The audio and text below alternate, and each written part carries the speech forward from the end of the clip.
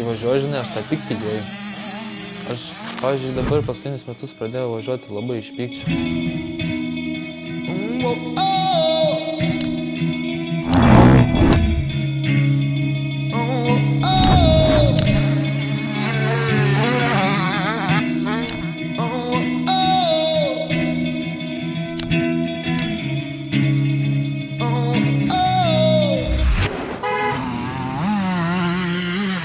Motokrose atsiradau, tai tėvo dėka.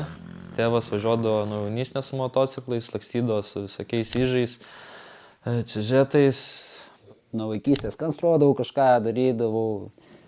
Labai traukė man šitie motociklai, kaip bebūtų. Broliui nupirko pirmą motociklą, bet kai tėvas pravežė, brolis labai išsigando ir pradėjau aš važiuoti.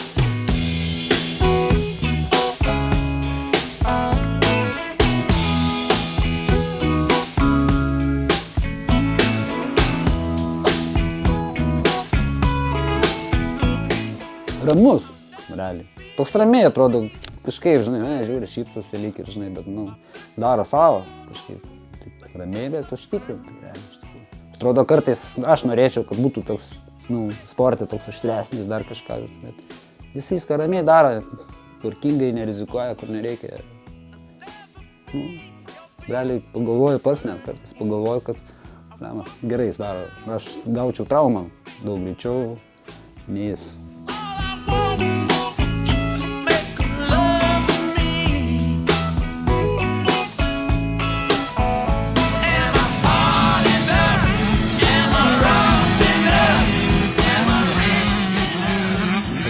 Savo pačią pirmą maikę motokroso.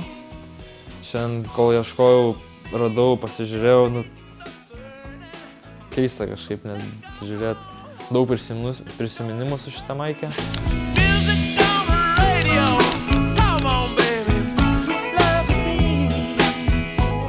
Pradėjo geriau sektis, pradėjom eiti į priekį ir tiesiog norėjom dar ir tiesiog pradėjom sportuoti profesionaliai.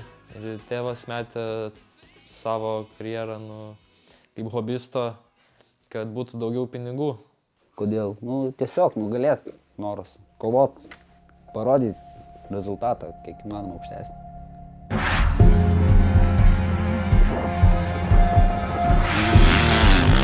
Tai Adakas yra kaip Vokietijos čempionatas. Ten renkasi šveicarai, austrai, danai, olandai. Tai mano pirmos Adako varžybos buvo 2017 metais. Tada aš su 85 važiavau. Nežinau, ko tikėtis, kaip ten kas bus. Pirmas kartas man, bet sekėsi gan neblogai, aišku, ten mano pirmas lūžis buvo. Pirmam važiavime, atsimenu, važiavau gal top 10, kažkas tokio, top 10 važiavau ir atsimenu, atsisukau ant posūkio pažiūrėti, kas mane veja. Lorenzas buvo džetas. Tada nelabai žinojau, kas jis ten toks, nes nelabai buvo kas toks, tas šampetkė vaikas kažkoks. Bet atsimenu, atsisukau, pažiūrėjau, mane vejasi Lorenzas, padariau klaidą per šuolį, ten kritau ir lūžo riešas. Ir viskas, pradėjom. Vieną kartą pabandęs negali sustot, kaip sakant. Ten visai kas kita.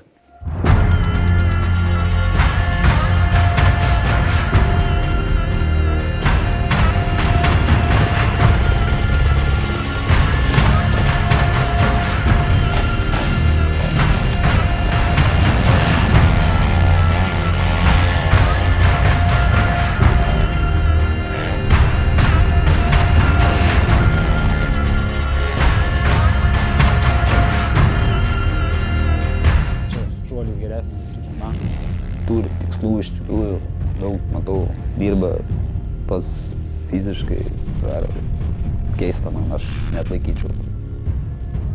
Skaityk, 3 mėnesius gal kokius visai nejudėjom. Nejudėjom gal viskas iš tikrųjų, jau stabdom. Nes, neįmanoma, pinigai. Pinigai, nežinau, taip sunku buvo labai susitaikyti su tuo, iš tikrųjų.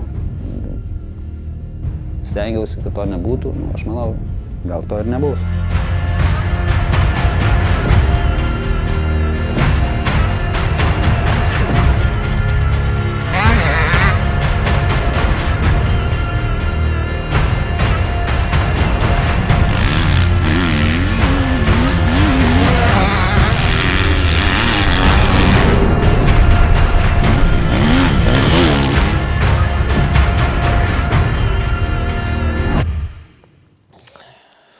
Tau šiais metais palinkėčiau neprarast vilties, nepasiduot, neprarast motyvacijos ir išlaikyti tą pyktį.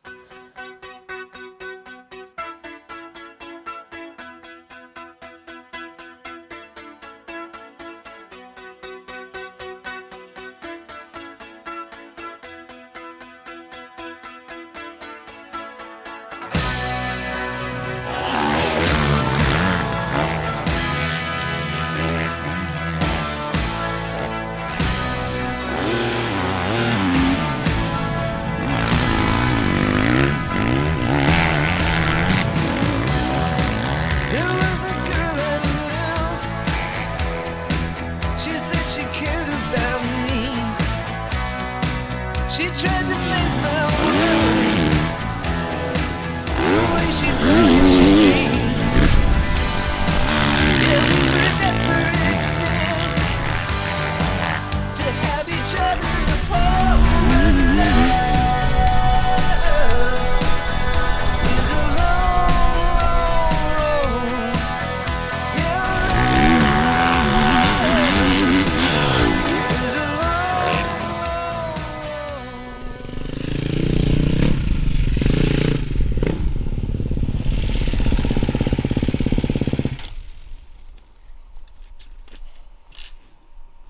Pavargta baisiai.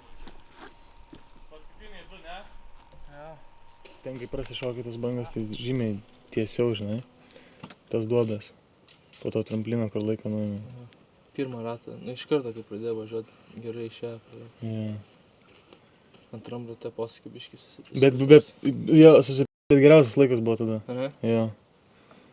Tai tada apšė būtų buvęs geras. 1.49 dabar. 1.49.3 buvo geriausias, tai tas galėjo ten būti apšė 1.48, koks jau čia su kapeikom. Tas prieš tą didelį stalą ten. Aha, vieną kartą kai pagavo, mačiau šipną.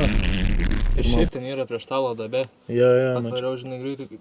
Ja, mačiau. Trečias buvo 1.487 dabar. Tai dar geresnis. 4 sekundėm geresnis nuo pačios pradžios. Neužgriūni va tai va gazuodamas, belė kaip lešia rankose, neštampa baisiai. Bet jeigu, žinai, va tai va užgriūni, tai ne taip, tipo laikais iš kojų ir iš korų, žinai, gali atakuoti tiesiai, bet ne taip pavargsti. O kai pradedi va tokią va tešką daryti du ratai, viso rankų nebėra. Tai ten tas bangas irgi, žinai, ta poskaitų stojas gali, va šitai va, ir tada ten jau persikėlimai.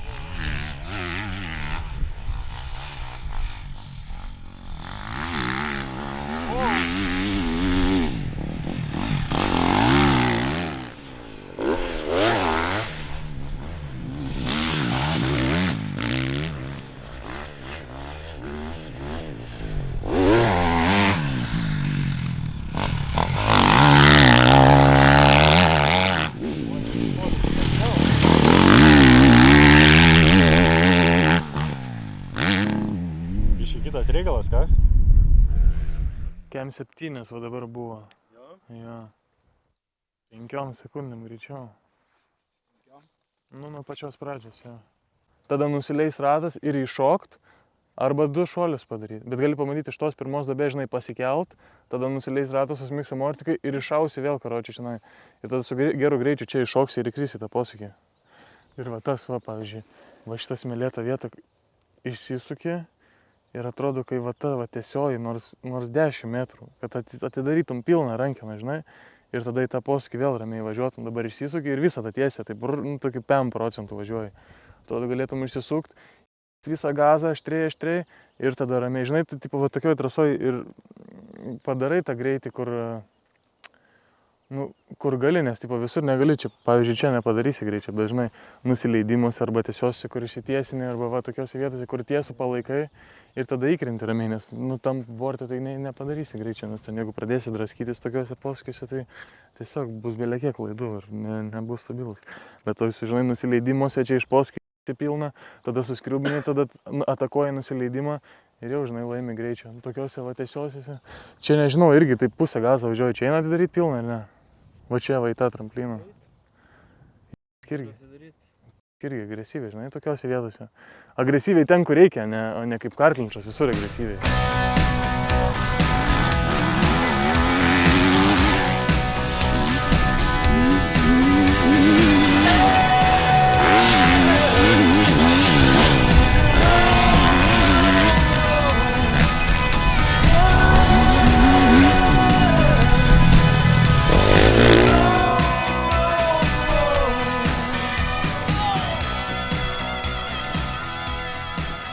su ten Pumpuršai, Bidzanai, įsikruoja važiavame, aš žinau, kad mes galime įvestai, ten tie patys visi ir baltarusai ten atvažiuodavo, mes krūvoje važiuodavom tiesiog, nu, tai aš žinau, kad įmanoma viskas padaryti, tai nu, tiesiog yra sąlygos. Tai ta motivacija, nu, norėtųsi pabaigti iš tikrųjų PDAK, kiek įmanoma, nu, aukščiau, bet, nu, čia realiai tai, kaip pasakyti, taip, jeigu taip tiesiai šviesiai pasakant, tai čia Lietuvoje, ką mes ruošiamėms, šiai dienai, tai nu, to padaryti neįmanoma, kad tam gerai pasirodyti. Ten geriausiu atveju, nu, top 10 daug pėvės suvažiuoti, nes realiai, nu, turi dirbti ten, kaip bebūtų. Mūsų visi varžovai, kas liečia Pabaltijį, visi dirba Ispanijose visą žiemas. Lietuvos lygiui netgi ruošiasi realiai Ispanijai. Mes ruošiamėms Lietuvoje į tarptautinės varžybas. Tai, nu, ta motivacija tokia, nu, tiesiog pyktis motivuoja mane, nežinau. Ten, kur labai gražu.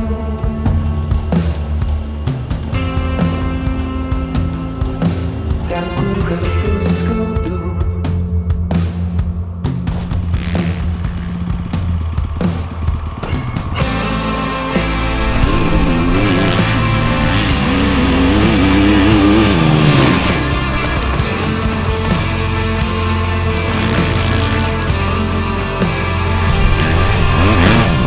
Nėra, ko neįmanoma padaryti.